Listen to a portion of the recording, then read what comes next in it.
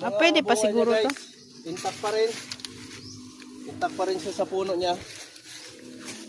At kukunin namin ngayon para gawin naming lurit. Yung malalaki lang.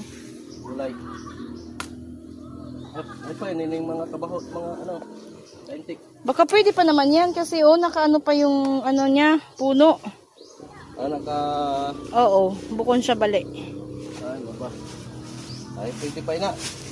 So, kukunin muna namin ngayon yung mga malalaking mga malalaking papaya.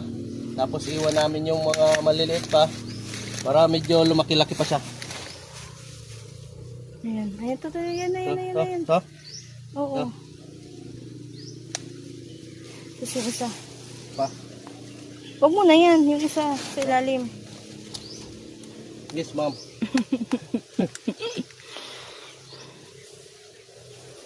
Tapos, Tama na siguro yan. Ay, yung isa na lang. Dito? Ito. Ito to. Yan. Yan. Tapos, iwanan muna namin yung iba para may mga kukuha rin. May magulay pa rin sila.